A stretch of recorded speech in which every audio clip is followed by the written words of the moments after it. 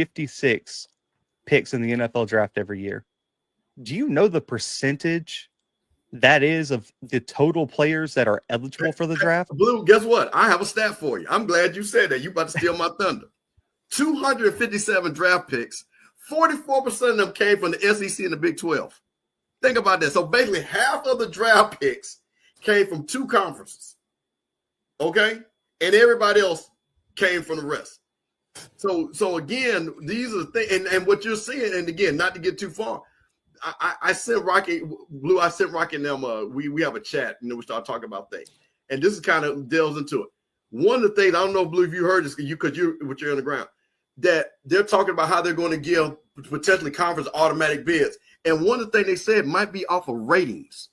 Yep, TV ratings. Off of TV, Rocky, listen what it is.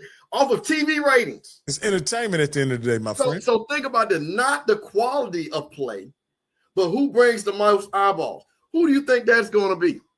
SEC Big Ten and Notre Dame.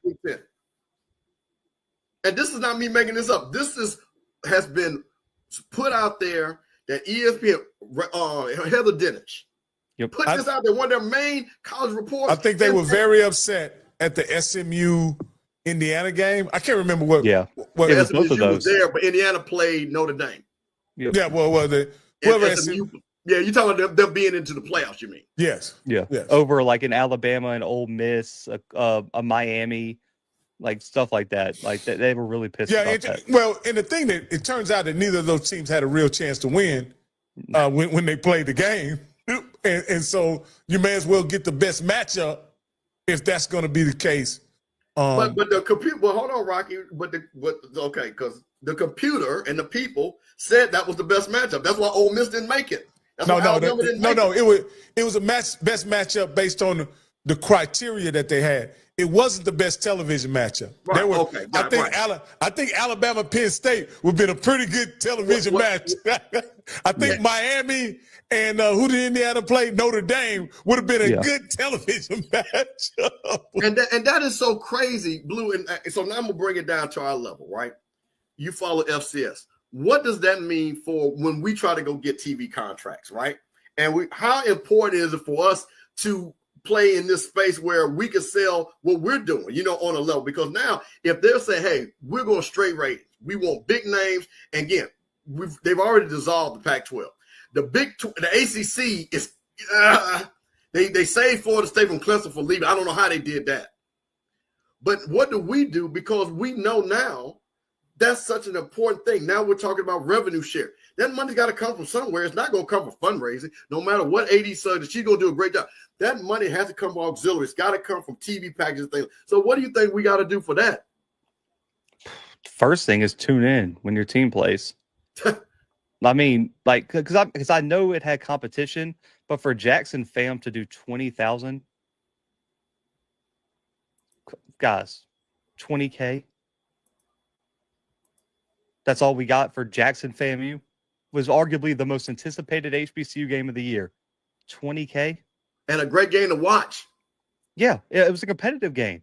And I understand it was on the U and there were SEC games on all this, but you can't tell me there were like 20, there was only 20K people waiting to watch that game on Saturday. Rocky, you just can't. Like, there had to be more than that. There were more people at the game than that.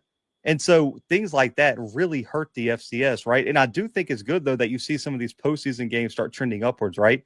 We had, I think, 5 playoff games hit over 1 million. Celebration Bowl had a big year. Heck, the FCS championship this year got over 3 million at one point. So things like that trending in the right direction are big. But I also think the FCS and HBCUs in general, we got to understand that we have our own lane.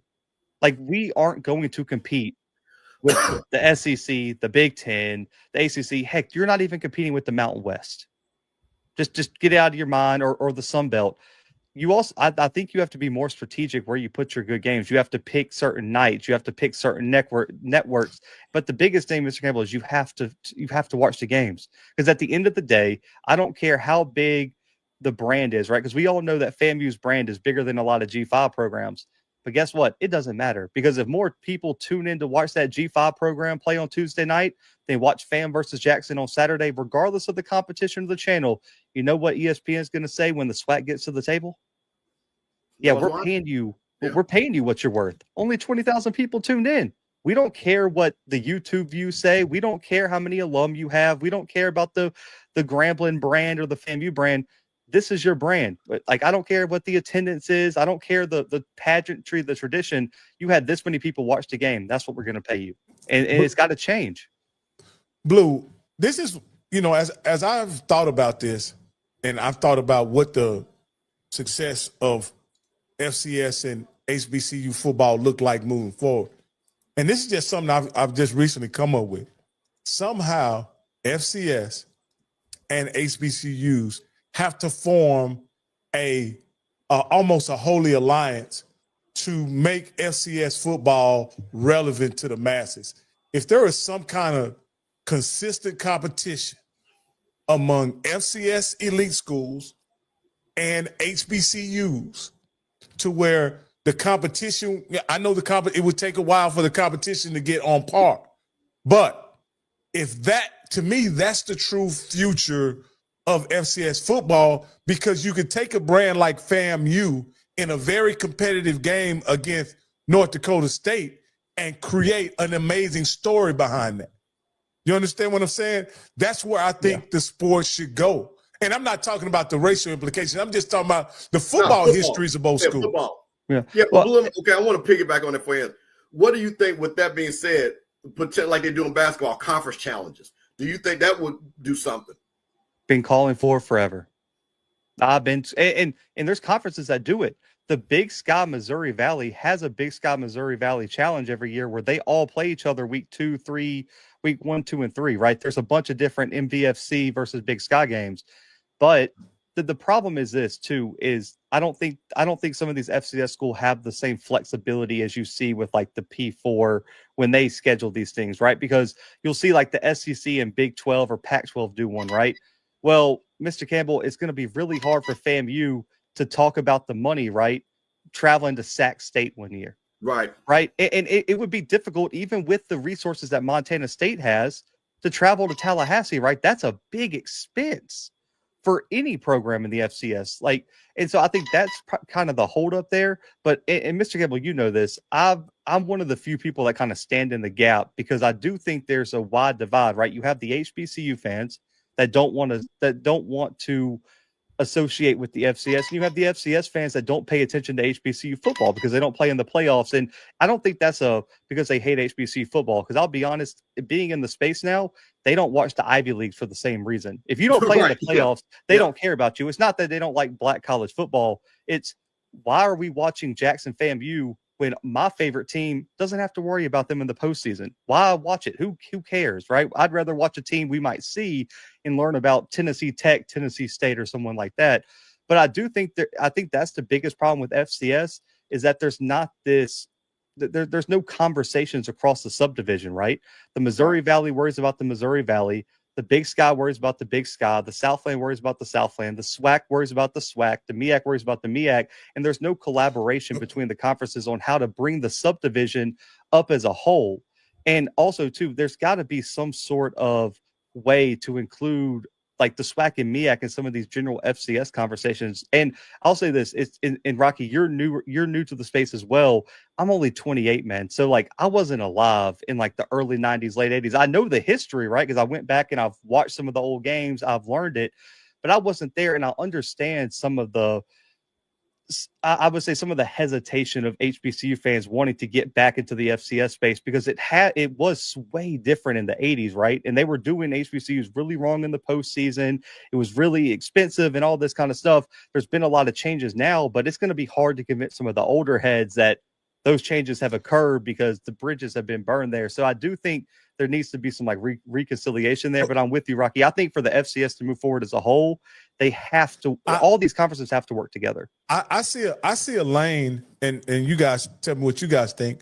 That there's a area in America, and I'll start at Chicago and move down to St. Louis and go down to Kansas City, where those seem like prime areas where you can host a Jackson State and a North Dakota State in any of those cities.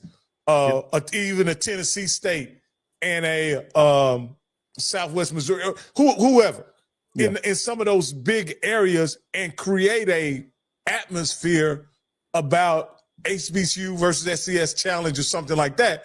And there's enough fans in those areas that have a little familiarity with both that you could come out and create something that's could be matchable.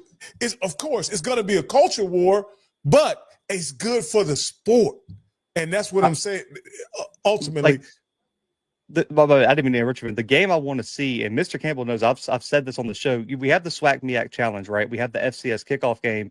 I think week 0 in the FCS, the Celebration Bowl champ should play the FCS national champ from the year before. Big time. I think that listen. I've said that, and again, you know what's funny, Blue? I'm going to talk about the old head thing, right? And I'm going to use Tennessee State. I'm going to pick on 2 schools, Tennessee State and A&T, because you're going to understand that. A&T's have big wins. They played and beat FCS, and then they play a lot of schools. They're playing in the CAA and things like that. Them people don't go to those games. They hate it. What is Tennessee State when they play North Dakota State? That's a big game. That's a big game, and they are more mad that they ain't playing Jack State over there in Memphis. They are madder about that. So the thing about it is what I think with that right there, it gives something, because I think to me where it has to be some level of bragging rights, right? It's got to mean something. Because if I go play directional state, we don't have anything, we're not in the same geographical footprint. I don't know. But that right there for bragging rights, where people have pride, and you see this all the time that happens in the NCAA tournament. There has to be a platform, Mr. Campbell, where both organizations or groups have respect for one another. And that's where I think it's kind of, I'm talking about respect for the football. I ain't talking about the people. I'm talking about the football. And I think on some level, Jackson State, FAMU, Grambling, those schools have to be able to be respected on the field by a North Dakota State, South Dakota, North Dakota, Southwest Missouri Auto. They have to be respected on the field, and then their fans will start paying attention. See, you don't have to worry about it at that point. To me, what I think the problem has always been in HBCUs, and this is just my 5-year window of looking at it. You don't want those games because you can't compete in those games. You don't like those games because you get humiliated in those games. Well, no, you don't. Okay. Let me. I don't mean. Okay. Go ahead. Let's see. To me, this. Okay, I'm gonna be honest with you. Those games concern me. And Blue, and this is my nephew. And this is why Blue I love, because Blue is a listener. This is what my argument. I don't mind playing North Dakota State if you give me my North Dakota State money, because I know there's things that come in with that. And see, the problem is what people do is they want us to play one hand tied behind our back. You see what I'm saying? So I come at FAMU, and as bomb squad as we got, but then we can't get the money to have the facility because North, don't get it. Those guys are training. But here's what I'll say, Mr. Campbell. If North Dakota State had Mississippi's footprint, they'd be playing Division 1A. Yeah, if North Dakota State was in Jackson with their, they'd be. Oh, well, exactly. But see, this is what I'm saying, because you got to understand something, and Blue can understand. So both teams have something. The natural footprint of Mississippi. No, but I'm talking. But again, what I'm talking about, what separates a lot of these schools, and I'm gonna say this again. I've seen this. Is the facility. You guys, we have schools in the SWAC that still don't have training tables. That's why I don't like using the North Dakota State. And Mr. Campbell, you've noticed this on my show. I don't use them as the example, but I like the thing that frustrates me with it is because I love football, and also too, everyone, like I cover the FCS, but I'm a little bit biased toward the SWAC, and people know this, right? Yeah. Like I would prefer, like, to me, there's no reason that FAMU should not be able to beat Incarnate Word, like, because it's a private school. But Rocky, I've been to Incarnate Word, Mr. Campbell. My bedroom is bigger than the press box at Incarnate Word. They hold like 5 people at that stadium. Like, they don't have any. The whole school is on. When I went probably 7-8 years ago, it's all on one block. That's what frustrates me is that, like, Incarnate Word will go to PV, who has more money, more resources, and smack them. Well, okay. So let me do two things real quick. So set this. Because see, this is where and Blue, let me say this, Mr. Campbell. Every player that Incarnate Word has on their especially the black player on their roster, probably would have went to PV had PV taken football serious. So here's the thing. It's two things. I'm going to outline two things. FAMU has won games in the playoffs. And I'm not talking about 1978. I'm talking about in the 2000s. Yep. They should have been Jim Trustle's team. My quarterback doesn't go down. We win the national championship that year.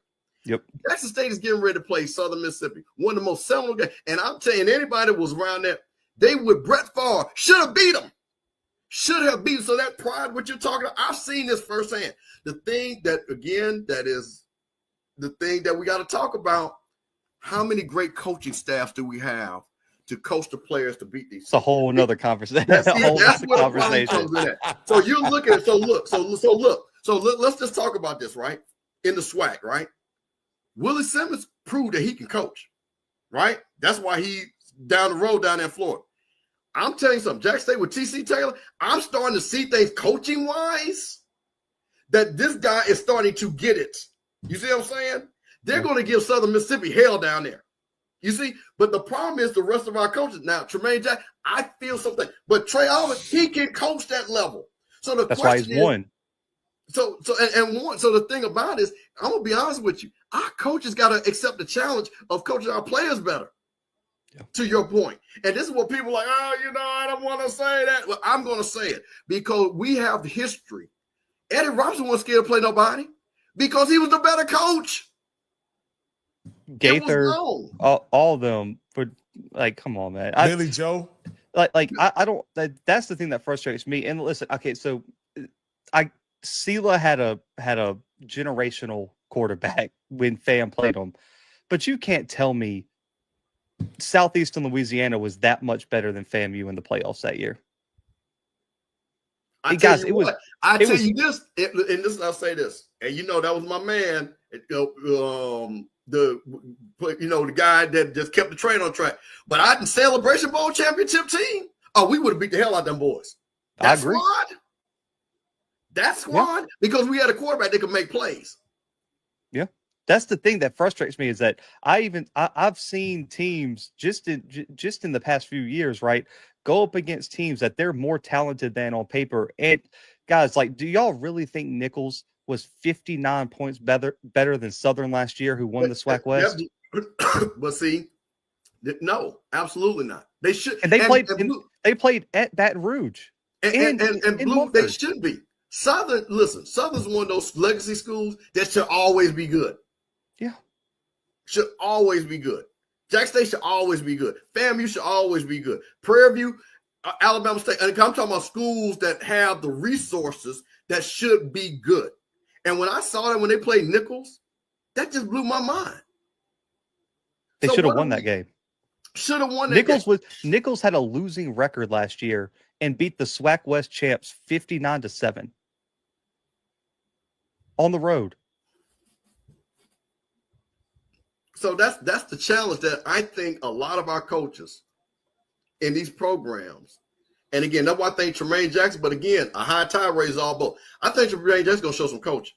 I think TC Taylor's going to show, because again, listen, even with FAMU, one of the things that, and Coach understands this, to beat Jackson State, hey, that coaching level is got to come up because the talent is the talent. Because there's nobody in the SWAC that just got with Deion that had them crazy bomb squads where you just had crazy. The talent is kind of like with everybody, but it comes down to coaching. It comes down, can you make the right call, the right play call? Can your quarterback execute? So the same thing when Southern lost to Nichols, I was just like, this makes no sense. This makes no sense.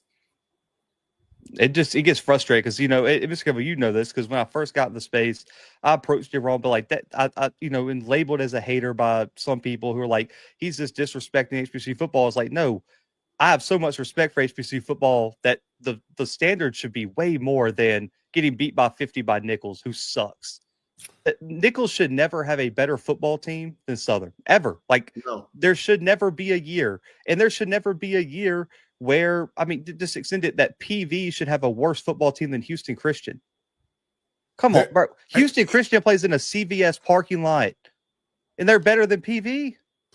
But believe it or not, in Texas, over 20 years ago, they were struggling at the FCS level. All the Texas schools were struggling. Yeah. And then there was a coach that coached at Navarro maybe more than 20 years ago. He won a national championship in Navarro, and then he went to, I want to say, Sam Houston. And that's when all the other FCS schools in Texas kind of took off after he won the national championship in Navarro, and then he went to Sam Houston.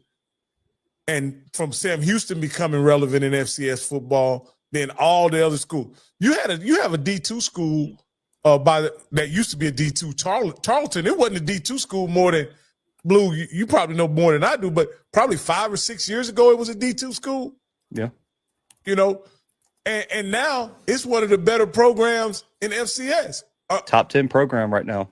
Absolutely. So if Tarleton did it, I'm sure Jackson State can do it. I'm sure FAMU can do it. But Tarleton got the fun. But Rock, you got to admit though, because I had my friend. They're part of the same A&M program. Yeah, but go look. I tell you what, go pull up what they get overall compared to what Prairie View. When we're talking, pull it up. In funding, budget, or athletic budget. Yeah, pull it up. I'm just curious. No, major bullies. I'm not joking. There's a CVS on one side of their stadium. Like their stadium backs up to a CVS. You can park in the CVS to go to the games. I'm not joking. Look it up. That's Houston Christian Stadium. They literally play in a CVS or Walgreens parking lot. Because I'm going to tell you this, Blue, and this is what I think, and this is why I kind of want to circle back. When you're talking about FCS programs, so we just made a post. There was a post about players getting drafted in the NFL, right? And producing money. Louisiana, Florida, Alabama, Texas. This is all part of our SWAC footprint, okay? Mississippi per capita, you know what I'm saying? A bunch of football players. I think, matter of fact, I looked, and they were 6th out of the states in the SEC, 6 of producing football players in the last decade. So there are football players all around. What do you think we need to do to get those guys? Again, not the Power 5 guys and the Power 4, but like it's so many football players. Is it evaluation? Is it that we're not coaching them? Because there are a lot of football. Like you said, they're going to Incarnate Word. We should be able to get. This is my argument always been, and I'll shut up on this and let you answer. FAMU, Jackson State, Grambling, Southern, Alabama State, Prairie View, we should never lose to a school that's got a direction in their name. Seriously. Yeah. If it's some directional state, you know the school. Come on, man. How do we lose to that school? Okay, so I'll address the obvious one first. Resources are important. And we talk about the lack of resources at some of the HBCU institutions all the time, like especially in terms of nutrition. Nutrition is a thing I hear from coaches all the time. Yeah, I don't think it's there for some programs. And also strength and conditioning is not there too. How do you develop offensive line when you don't have kids on campus year round like some of the other programs do? And then also too, I think part of it is talent evaluation. And the dirty little secret too, Mr. Campbell, is some of our coaches are scared to go after talent where they see bigger offers on the board. They'll see a player, and if he posts an offer from certain schools, they won't even recruit that kid because they don't have confidence they can land him. Not even knowing if those offers are committable or not. That's by far the biggest problem, is that they're scared to go heads up, and I think that's a massive problem, man. In the grand scheme of things. But guys, man, I got to jump. I got a show here in like 5 minutes. I got to record. Hey, man, we about to wrap, bro. Man, we appreciate you, man, for real. Hey, appreciate y'all, man. Tell everybody where you at and what show you going to, what you're doing, and also you're saying that you're gonna have your draft thing with Gerald. Tell everybody real quick. Yeah, man, you can go check out the website, FCS Football Central on SI. We got our top 10 FCS prospects, top 10 HBCU prospects, and we're dropping our final predictions for where those guys will go. We'll have a 6th, 7th round, 5th, 4th round, things like that, man. So you'll kind of understand where all the HBCU FCS guys might go this weekend, man. And then the Blue Bloods on YouTube, all podcast streaming platforms. And we'll have going to record right now an NFL draft preview, man. We're going to break down all the FCS guys. So y'all got all the information y'all need going into the weekend, man. But you guys know this. Anytime, man, y'all need me to hop on the show, hit me up. I'm always tuned in, man. I love what y'all are doing, and anything for y'all, man. Hey, that's my thank nephew. you very much, Blue. Zach McKinnell, y'all. Hey, man, that was dope to have Blue on, man. He's a tremendous guest, a wealth of knowledge, and he was able to our break DEI guest. Hey, that's over with, man. Trump's in office. Ain't no more DEI, man. We do only merit opportunities here, man. Ain't no DEI here. We can't handle diversity, a little diversity over here. No, man. But Blue's dope, man. Blue's an HBCU guy. He part of the family, so we're just happy to have him on the show. Now, for the first what numbers time. are you? I see now. What are these numbers? Just because I'm seeing revenue. What are we doing? So I didn't look up budgets, but I looked at the total revenue for each school in those years. Those are the years that it went into. Prairie View had $221 million in revenue received. Athletic revenue? No. It was just total revenue for the schools. Okay. Total revenue for the schools. And then Tarleton had $219 million in total revenue. So they're like schools. Like they are like schools. It's how they disperse the money is the only difference. Can you look up and see what Tarleton's athletic budget is versus Prairie View's? Okay, let me see that. Let me try that. Shout out Miss Faye in the house. You know what I'm saying? She always around checking everybody out. You know what I'm saying? Hey man, let me just say this too. First of all, we appreciate all you all watching. You know what I mean? That's why I thank everybody. Because, like I said, this is some FUBU stuff. This is for us and by us, and we really want to expose. And listen, hey, man, I love people that don't agree with us. Make me smarter. Tell me some stuff. Hey, man, what's up, Rotan? My man be here every week. He don't agree with nothing I say, but I respect that he got a difference of opinion. See, man, that's what I'm talking about, man. I love the fact that we can have this type of dialogue with a bunch of intelligent people. Nobody coming in here in the chat acting a fool and stuff like that. You know, there's a lot of respect over here. So, man, we just trying to build this. So, like I say, again, we want everybody, tell people we over here on Tuesday nights. Hey, man, I'm working on having Coach Ward come on. And like I said, I'm working on getting Michael Victor come on. So, man, we going to have some hot things coming on. We're going to keep working. Hey, Miss Faye said you need to get some glasses, bro. She said you need to go. I got them right here. But I look way too smart with these glasses on. Way too smart. Well, you might need to have them on, bro, because people be questioning some of the stuff that you be saying. So you might need to. So to your point, Mr. Campbell, Prairie View's approximate athletic budget is $14.8 million, and Tarleton State is $20.7. Wait a minute. Wait a minute. What? See, this is what I'm trying to tell you. So a school that was smaller than Prairie View, that's going to be D1 pretty soon, is already got $6 million more dollars. Yeah. Now I guarantee you, if we call AD Golf and ask him what he could do with $6 more million, you'd be amazed. That's your training table. Oh yeah, I mean $6 million. Again, money that they can use for cost of living. Okay. And I think this is more important. Total revenue for both schools are 114.8, and Tarleton is 20.7. But when you talk about expenses, Prairie View is at break even, and Tarleton has a $2.5 million surplus. Now listen to what you just said. A surplus on top of that. See, man, this is why I be trying to tell people, I don't mind. Listen, man, and I'm going to say this again. Fam, you won the damn thing before anybody else. So we ain't scared of playing anybody. But you can't tell me, and listen, man, Rock, I ask you a question. If you got a job and I give you that, just real quick, man, that's 20% more money, right? You're not going to live a little bit better with 20% more money? I tell you what, and again, FAMU, I think we're at 12. You don't think if 80 Suggs had a $20 million budget athletically, what we would be doing? Now let me say this. It could be that the difference in that budget, and because we don't know the sources of that revenue, right? We don't know where the revenue is coming from. But as you mentioned many times, you can always increase the revenue of the budget by more ticket sales, more donations, more sponsorships. All those things contribute to the overall revenue brought in by the athletic program. Let me ask you a question. What's more likely? Because like I say, again, I'm very familiar with Tarleton. Mm-hmm. Who do you think have more businesses? Just Tarleton people or Prairie View people? Just business that can sponsor or put you. And now here's the thing.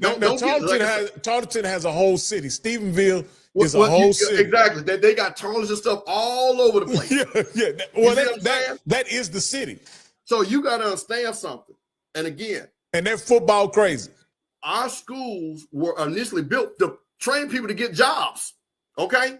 So Prairie View people got a bunch of great jobs. Now we're starting to shift and say, you know what, maybe we need to start creating our own businesses and things like that. So you can go sponsor. Because see, the thing about it is, when you, man, as somebody that does sponsorship, man, listen, when anybody, I'm gonna tell y'all something. When anybody does a sponsorship, they lose money.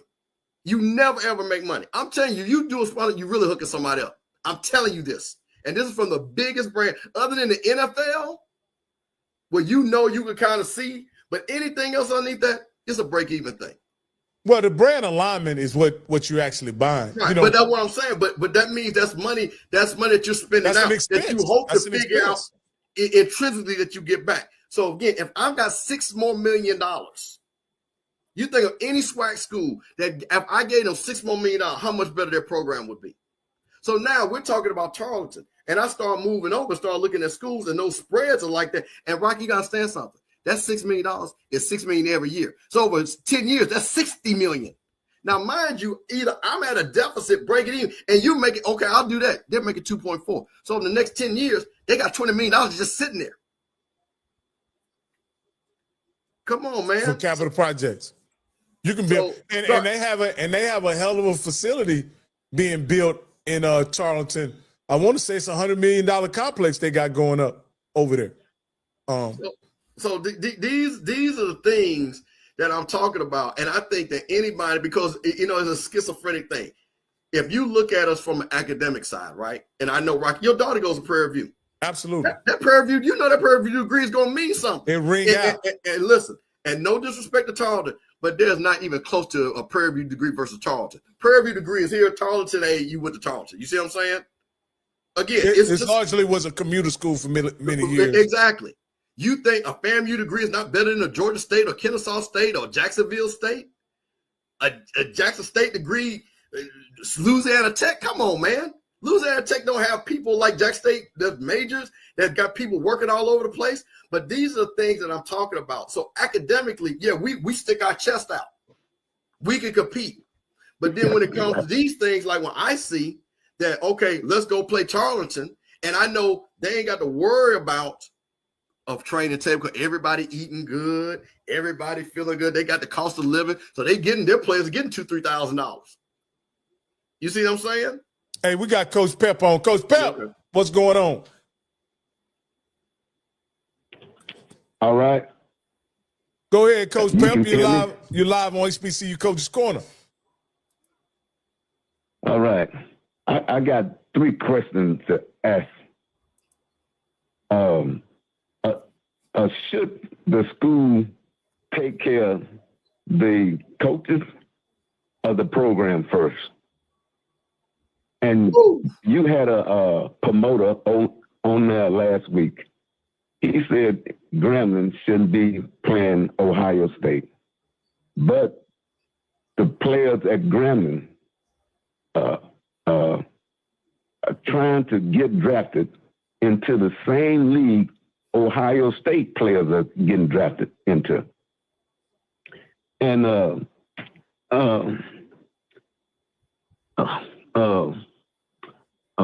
I could see Grambling going on a 3-year program. When you don't have no donors, you have to make the money the best way you can. In that 3 years, Grambling is going to play Ohio State, and they're going to play somebody next year. And the following year, they'll be able to compete and win some of them games. But you have to take the bitter with the sweet. And his bitter at the beginning, but it's going to be sweet in the end. And another thing I want to say about the SWAC. And the SWAC coaches are getting players out of the Porter, and the junior college players.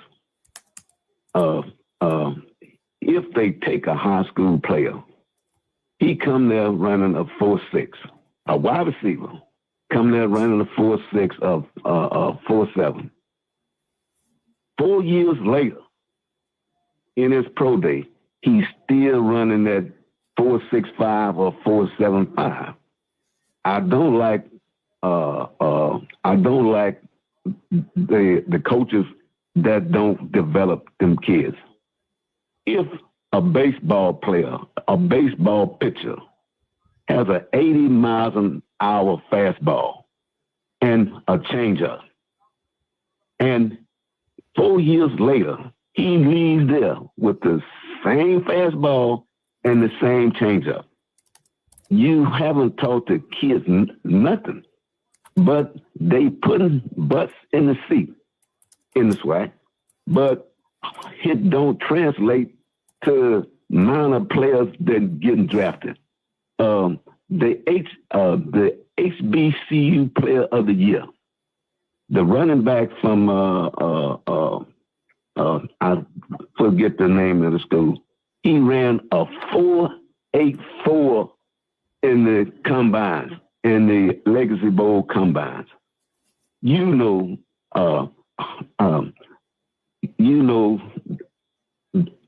They could have worked on that guy's 40 and got him drafted, because if the defensive ends running faster than 4.84, the linebackers,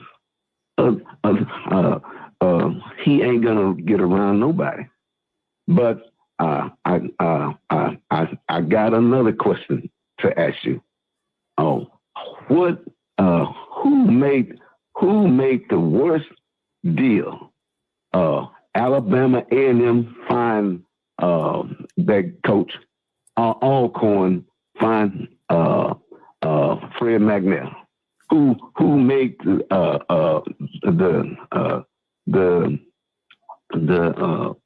who made a better choice?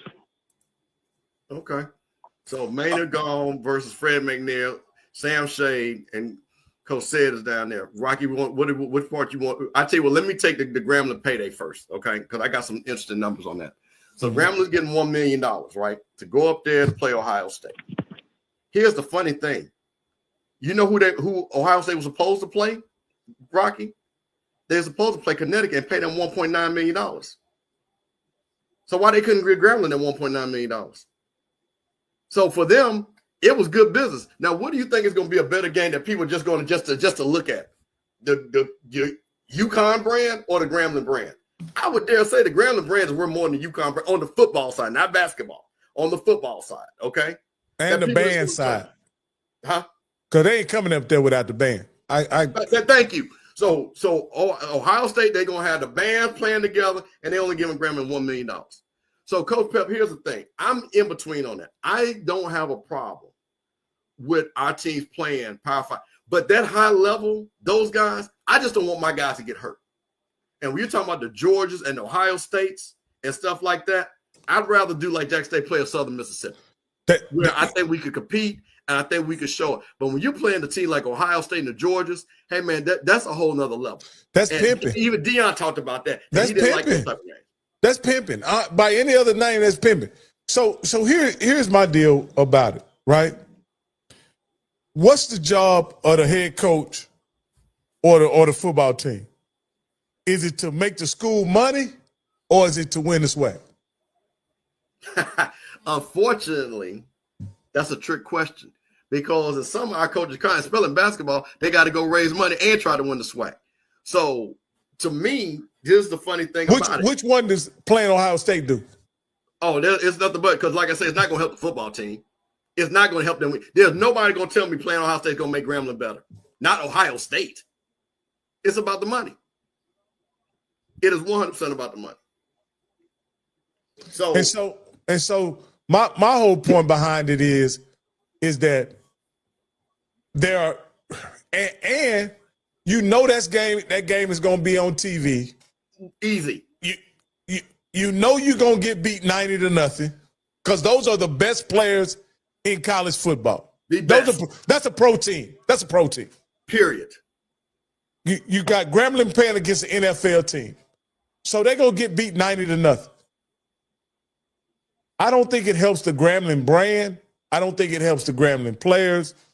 It's a good, I'm sure they'll choreograph a great band presentation, and it'll look great because both of them have historic bands. And so I know that they're going to somehow play together or do something, But I don't think it's good for the kids that play the game, or I don't think it's good for the program at all. No, I don't either. Now, I don't either. Now, go ahead. Now, Coach Pep wanted to talk about the development of the players, and I'm gonna be honest with you. And this is how I feel, man. I felt this way ever since I came into space. With all the challenges that HBCUs have, I don't think they should take on the responsibility of putting players in the NFL with all that they had, with all the coaching staff. You know what I mean? If your aspiration is to be in the NFL as an HBCU player, and you're talented enough, and you're driven enough, you will be found, you will be selected. But I don't think HBCUs should bear the burden. And I think the Legacy Bowl is a great vehicle to get seen and get developed. But I don't think you say that guys hadn't been developed. If he runs a 4.8 when he got there, he runs a 4.8 now, and he's won a SWAC championship and ran for 1,000 yards 2 years in a row. I'm not going to say the guy hadn't been developed, because a football player is much more than his 40 time. And I think there are many examples of that, in my opinion. So, go ahead. All right. Okay. So this is what I think this goes back to the coach. Pete Richardson, W.C. Gordon, Billy They was Joe. working with different material than they work okay, with so now. now, okay, that's what I'm about to, okay, you about to, okay, because I'm about to figure out, because I want to see what you're going to say. So is it because they can't develop them? Because these guys develop guys. Because now, mind you, Rocky, these guys still wasn't the best of the best in people's minds, right? That's what they will say. That's why they still had guys going to Alabama, Auburn, LSU, right? And things like that. So are you saying it's because it's not the coaching, it's just the level of the ability of the guy? You just can't coach them any better than what they're doing. No. I'm not saying you can't coach them any better. Well, I'm talking about the development, because if you can't. So I'm saying that the football, and you know this, is so well scouted from just an attribute standpoint. And I'm talking about height, weight, speed standpoint. Like, those things are known by every player that puts on pads. So if a guy runs a 4.3, and you know this, he's going to get a shot at the D1 level regardless of what size he is. You understand? They're not saying a guy who runs a 4.3 is too small, even at the D1 level, because he has elite speed. Saying the guy came in running a 4.6 and he leaves running a 4.6. My point is, the guy who comes in and runs a 4.3, he came in running a 4.3. No. That's not what Coach Pep said, though. Listen what he said. He was talking about guys that were superior athletes, that you developed them. That was his question. A guy comes in running a 4.64, like they say 4.8, and the guy leaves running a 4.8. Coach, so let me ask you, did Bob Hayes, did the track coach at FAMU develop Bob Hayes, or was Bob Hayes Bob Hayes? Now listen, people will tell you that Bob Hayes had a legendary track. See, this is the thing about coach. Okay, I'll flip it for a lot of people. Do you not think that Jerry Rice, even though he had the ability he had, that Archie Cooley had something to do of putting him in an offense that featured him, had a quarterback that he taught it? You don't think that was not development? Now, this is Jerry Rice. Mm-hmm. And I'm using him because that's an easier thing for people to understand. I think that's a great case study, Jerry Rice. So I think that you got guys. You look at Doug Williams. Doug Williams was on here. You don't think that Eddie Robinson, Doug Wick talking about he came in, and after 4 years at Grambling, allowed him to be, because of the development that Eddie Robinson, that put pros, quarterbacks into the pros, that wasn't development? That's coaching. I saw guys, hey, I know Jimmy Smith Pro. Jimmy Smith was an all-city guy in Jackson. Had the size, weight, speed. But you're not going to tell me that Houston Markham and coaching them did not develop Jimmy Smith to be an NFL, Bailey should be a Hall of Famer. I'm pretty sure Jimmy would admit that he got coached up. He had the talent. He got coached up. So I think for me, when some of these guys, I guarantee you had Eddie Robinson. Ask him about Houston Markham and that crew that coached him. Coach Pep, I still got you on, Coach Pep. I want to ask you this. My high school coach say he can teach a guy to do everything but be fast. This is my high school coach. He can teach him, he can make him strong. He can get it. You know what I mean? He can't teach him how to be fast. Can you teach a slow guy to be fast, Coach Pep? I guess he's not on. He's not on. Yeah, I'm on. Oh, okay. Can you teach a slow guy? Hey, can you get a 4.8 guy to run 4.5? You can't get a 4.8 guy to run 4.5, but you can get a 4.8 guy to run 4.6s. I can get a 4.6 guy to run 4.4s. Just like pitching, just like throwing, you have to do hit repetition. If you throw, your arm gonna get stronger. If you run, your time is gonna come down. But you have a certain mechanism to bring your speed down, right? You have ball drops. You have explosion. I teach speed.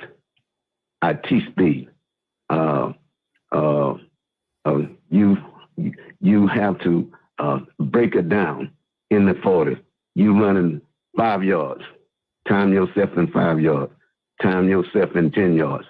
Whatever you run 10 yards in, if you run 10 yards in 1.5, that 40 time will be 4.5 or 4.4. And you have to believe you can do it. And the mindset will give you that. And I've had the fastest guy in the world, 3.9 in the 40s from Trinidad Tobago in 2000. 2000, he ran a 3.9. And I had Joe McKnight. In high school, he ran a 4.25. But I don't see, you have 100 players over there on the sideline, and you not getting none of them players drafted. You don't have a player over there run the 50 categories from wide receiver, 4.4, 4.5 guys. They had one boy in the Legacy Bowl ran 4.4s from North Carolina Central or somewhere, and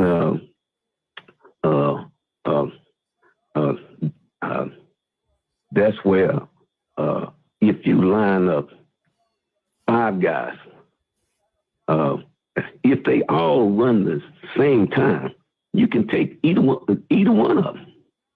If you have one guy over there running a 4.4 amongst the guys that's running 4.6s, you have to take the 4.4 guy. Yeah, you have to take him. They coaches not putting enough emphasis on the player that he think can get drafted, you set that player off to the side when the practice is over and teach him how to run that 40.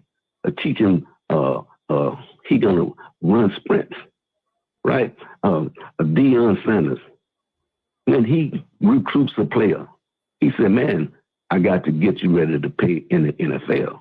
He don't say, "I got to get you ready to play in Colorado." I'm not getting you ready to play at Jackson. I'm getting you ready to play in the NFL. That's the way the coaches got to think. Man, I'm not getting you ready to play for Alcorn. I'm not getting you ready to play for Southern. I'm getting you ready to play in the NFL. Well, right? That's what the players come there for, to play in the NFL. Hey, well, Coach Pep, thank you, man. We about to wrap up the show, man. I want to always thank you for calling in and giving your input, man. You talk just like a speed coach, and look like you've had a lot of success over the years. and I appreciate it. Hey, I always glad to have you call in, Coach. Thank you. All right, man. Hey, let me answer his last question because he left one, the coaching hire. Okay. Hey, man, listen, I think Sam Shade, listen, Fred McNair should have stayed at Alcorn. I think that they should have kept Fred. Maynard just did not move that program, Alabama A&M, to the next level. You haul a lot of, talk before that. Sam Shade, hey, man, is a button-down cat, man. That's going to be some hard-nosed football.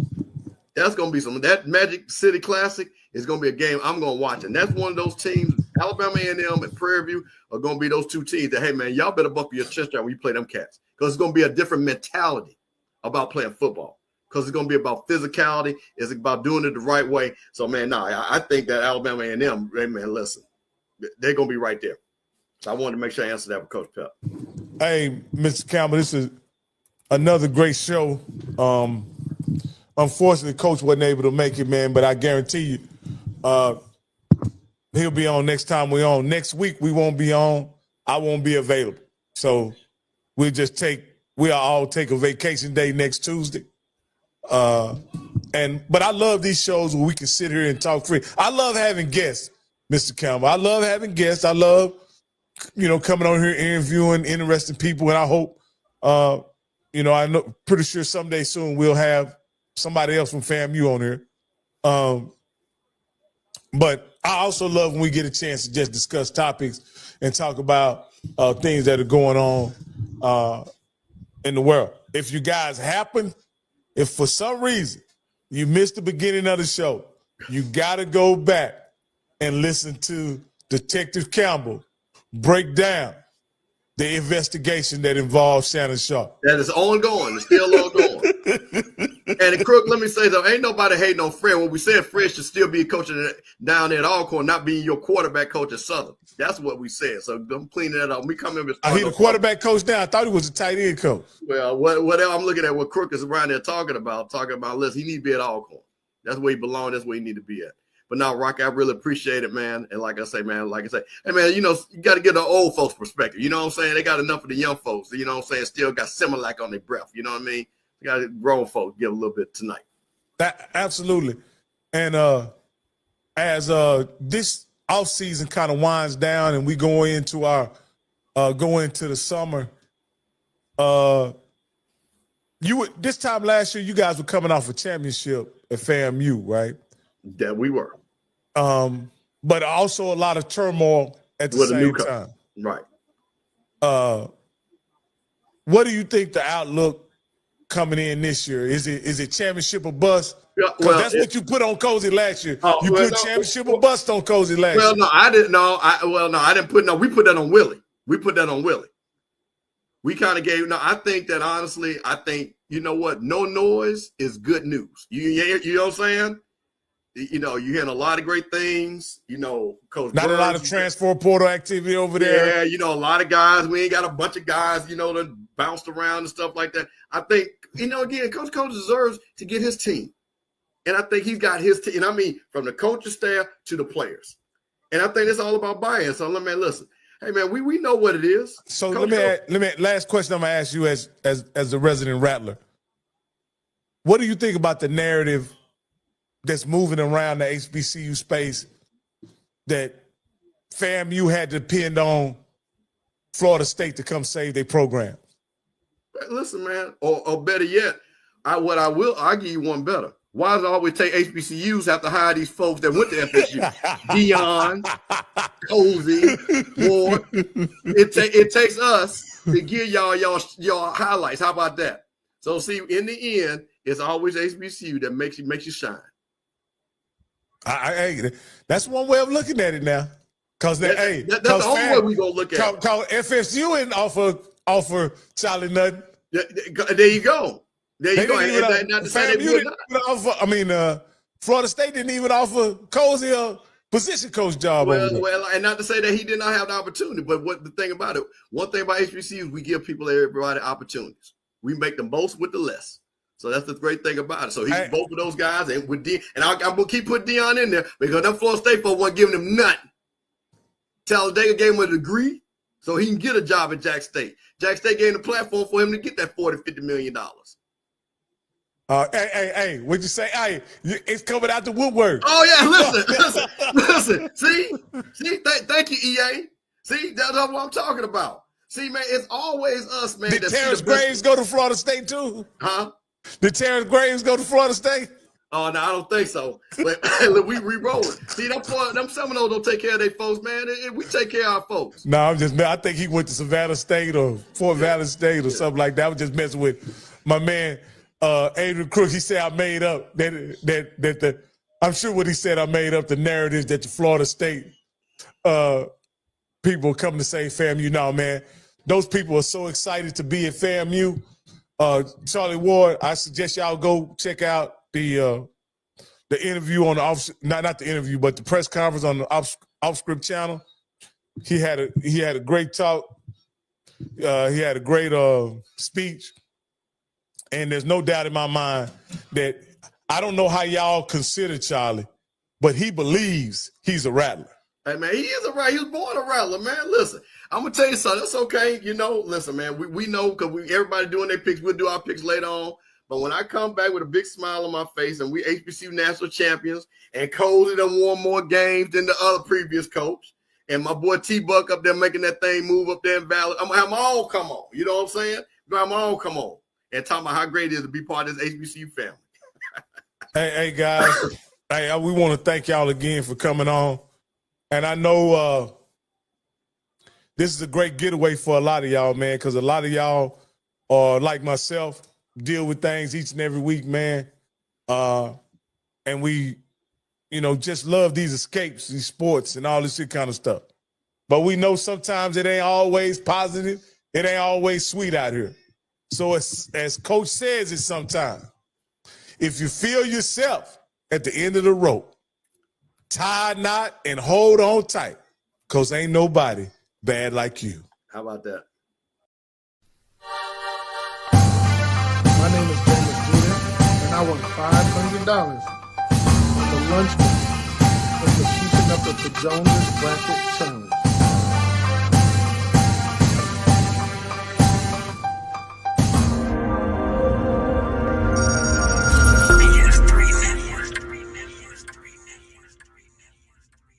BS3 Network, changing the way you watch TV.